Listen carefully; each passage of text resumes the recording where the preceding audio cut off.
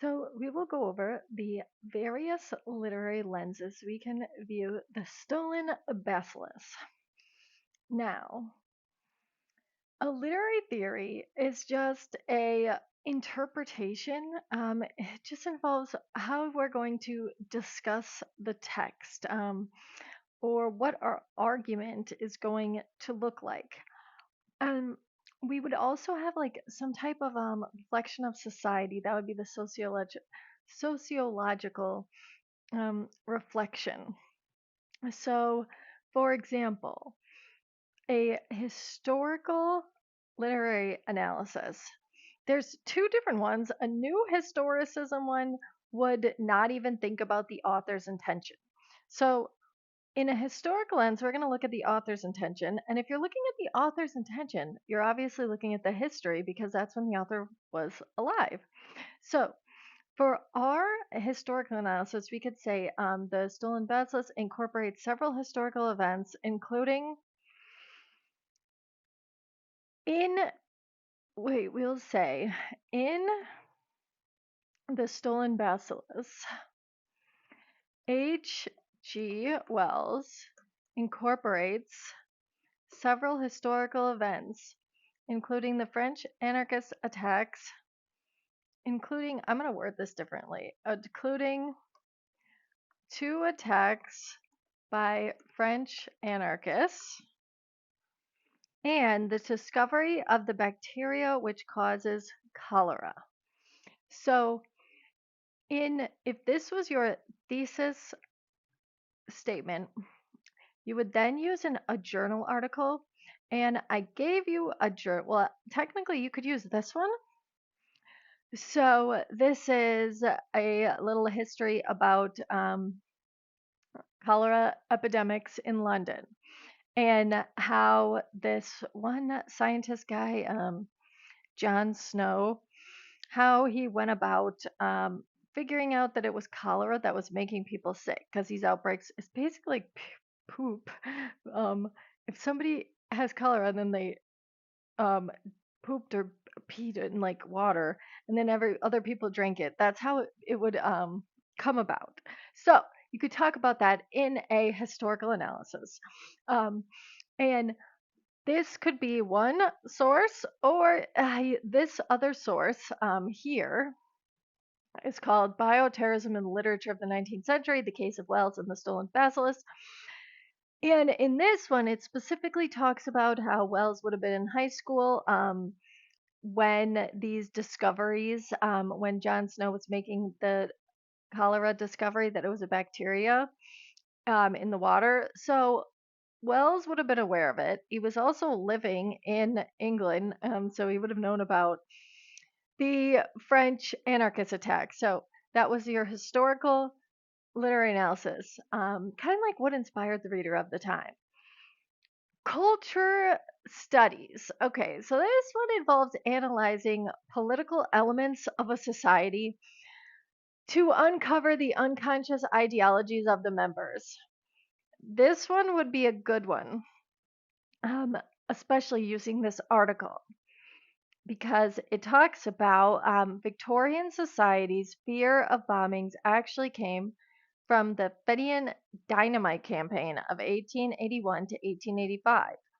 Irish nationalism was undoubtedly more dangerous than anarchism in the late 19th and early 20th century. So you could use this quote here. Oops, I didn't want to do that. Sorry, I'm going to make it bigger. Um, I want to take this quote and we will be able to say this shows something about our culture here. It's not letting me highlight this though, which is making me very mad. I will just here. I'll type it out. So for this, I'm gonna write here. Actually, all right. We'll say both sustain and fear of anarchists. However, people in Britain were less fearful of anarchists and more concerned with Fenian, I'm going to say Fenian dynamite campaign of 1881 to 1885. And I'll say the here. All right. So this will be a quote from a source. And it's talking about the culture. And technically, so if you could argue that Wells wrote this story, but people in Britain weren't really worried about anarchists, so he could have, maybe that was a way to alleviate the anxiety of people in Britain. If they were to read a story about an Irish nationalist bombing, that would have been way more upsetting, and maybe even borderline offensive. So the fact that Wells made this an anarchist attempting this attack could be a cultural theory exploration. Critical race theory. Okay, so now if you notice, it emerged during the civil rights movement. So this story being published at the end of the 1800s in London, that's not going to fit this lens. If you were like had to do it as a challenge, which I guess that's what I'm giving myself, we could say due to the story being set in London, critical race theory does not exactly apply. However, we can incorporate critical nationalism. At the time, British citizens saw themselves as better than those living in continental Europe because there had not been any instances of anarchist attacks. I might change better to we should say luckier, as luckier, as we'll say more fortunate, as more fortunate. They also had a little hint of superiority, but you could read this article, and then if you find any movement, any relevant facts, how Britain kind of saw themselves as better than. Well, you could say, even in the story itself, they made the anarchists say "Viva anarchy." So in the anarchists, you could say by making the anarchist of French nationalism, it provided the British audiences a sense of satisfaction that, oh, look, this wasn't a British person that did this. Phew, because anarchists are terrible and we don't want to be associated with them.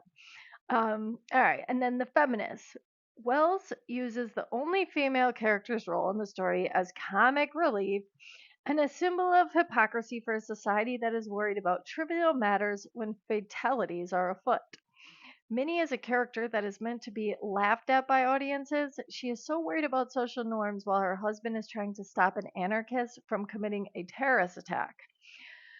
So, in this, your thesis would focus on Minnie. And if you were going to criticize, so basically, the difference between feminist theory and a feminist criticism is feminist theory would be more positive, you could say. Like, you would be pointing out the good things that that the author did with developing this female character. Um, or a message regarding gender. But with the criticism, we would be saying what this author did wrong. Okay, so we're saying Minnie's character is there to be laughed at, and she's so worried about these social norms. We could say she's characterized as absent-minded, characterized as, well, actually, not absent-minded.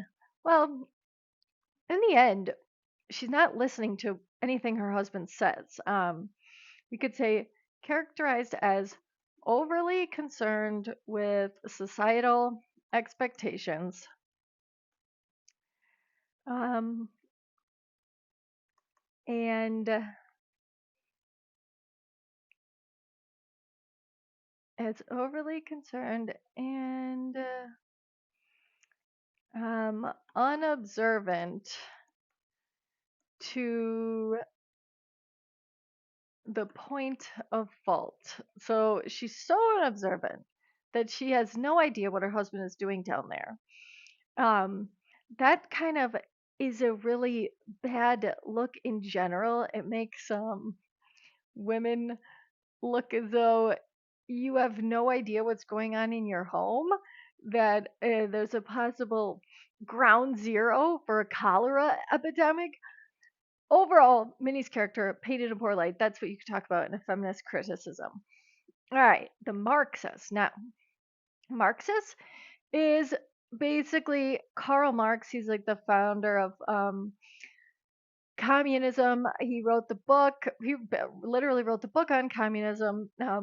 So this he believed that all conflicts throughout history were caused by a struggle over finite resources like land, food, and other possessions. Uh, Dialectical materialism. Some get a hold of the resources, the privileged class or the bourgeois. That would be like older timey. Now you would call it like the elites, billionaires, and prevent others from having the resources. The other, called the proletariat, that would be like the working class, blue collar. The privileged, or even in developing countries, those would be considered the privileged class, limit sharing their resources as the wealth ensures their continued survival, resulting in feelings of alienation for those in the proletariat who must fight for, beg, work, or forage for alternative resources to survive. All right, the alienation part, that's the one we're looking at. Now, technically, there's no mention of this, of the anarchists talking about work or job or anything, right? But we have, if he was um, basically kicked out of society, right? We can also explore the Marxist criticism or theory by saying, we wonder what social situation determined how this anarchist became what he is. So I've written, we wrote, the anarchist is a character who experienced an isolated life at the hands of society who treated him poorly. From Marxist lens, the anarchist was pushed to the brink of what he could tolerate. Pushed to the brink of what he could. When he is in the carriage. Wait, we could say from a Marxist lens, the anarchist was pushed to the brink. Um, we could say the anarchist was pushed to the brink of what he could tolerate and made the decision to steal, or we'll say to commit an act of anarchy. All right. When he is in the carriage, he reveals why he wanted to commit his heinous act. When he is, we'll say, when he is escaping. I'm kind of just giving you a brief rundown. When he is escaping in the carriage, he reveals why he wanted to commit this heinous act. They had always treated him as a man of no importance. All the world had been in a conspiracy to keep him under. He would teach them yet what it is to isolate a man. It is important to note that while most anarchists are disgruntled over a corrupt or authoritarian government, this story's antagonist is more upset over personal reasons. They had always treated him as a man of no importance. All the world had been in a conspiracy to keep him under. So, that's a quote again. We could say that whatever has happened to him, society was not welcoming. And although we're not really talking about, I mean, he's clearly not in an upper social class, because not that money can't buy happiness, But if he did have wealth and means, he would have probably executed this plan better. So we could say, from a Marxist approach, we have him idolizing other anarchists. He's clearly somebody without any positive role models, or he wouldn't be idolizing anarchists. And like I said, this is our interpretation. Um, the text doesn't say this. So that's what a literary analysis would be. We could say we're interpreting his quote. Um, and this would be an example of a body paragraph. If we said his conflict, we can maybe, this shows the anarchist, I'm using his name, so the anarchist internal conflict of being shunned from society rather rather than trying to become a productive member. This is the Marxist. He's he has made the final decision to isolate himself further with an act of bioterrorism. All right. And then we give it a little blip that he's not so much an anarchist because he doesn't mention anything about the government or the elites. If he was actually, he would maybe say something how um, he would show these corrupt elites or this government or a tyrant or a dictator. He's talking about, it seems like, people in his own life. So a reader response brings their own thoughts, emotions, and experiences into a work they're reading. With this one, well, we have somebody that's going to commit an act of terror. So I guess as Americans, we could say this story can resonate with American citizens because mass shootings are a common event. Mass shootings are common events that wreak havoc and devastation on communities. So for a reader response, you could use a modern a news article and maybe say there's been this many mass shootings since 2024, or whatever data you want to give, and then you could compare um, the story and the cholera to how um, citizens feel. It doesn't have to be mass shootings. It could be really anything that resonated with you. Or like you could say, this story resonates with people who have fallen victim to scam artists. So the scam artists, people who are trusting and kind are more likely to become um, victims victims of sinister minds. And then you would explain the conflict. This is a story about a sweet, naive scientist who was tricked and robbed by an anarchist, a criminal.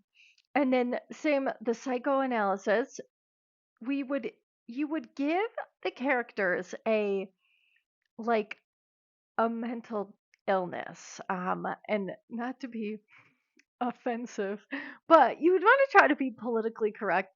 And if you weren't comfortable doing this one, you wouldn't have to. But for this one, I just said I just gave him an emotional disturbance. We could maybe say he's like a sociopath. And when you were gonna do this one, like, see, I looked up what kind of mental illness would it be if you want to people please. So you can find like obscure ones. And if you had an interest in psychology, like if you were taking a psychology class, these would be a really interesting analysis to do for your English classes. If you were also like a psych major, because you're already doing looking up stuff about psychology and maybe even in your own textbooks, and then you could use the textbooks as a resource. But so I said the bacteriologist, maybe we could say he had sociotropy. No, well, I don't know. You could. We could say, or the wife, we could say, where Minnie could be diagnosed with sociotropy,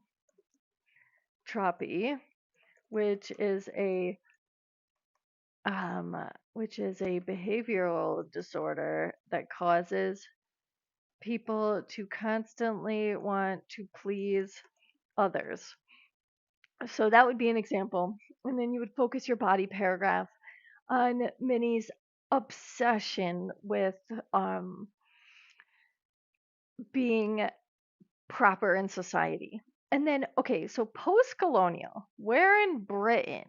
So Britain was this whole empire, right? An interesting way to do this, actually, post colonial gets the name from the history of nations colonizing other nations. It doesn't have to be. So, like, we do have a British story setting, so we could do it, but it could be like a fight, then the aftermath, or like a team sport thing, post colonial.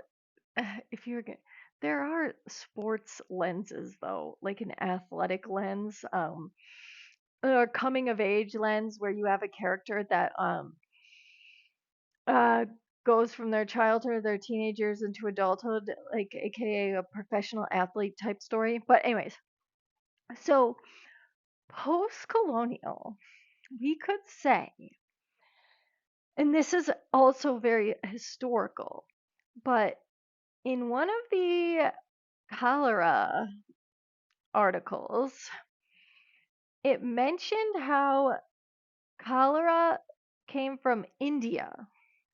Um, and the British colonized India.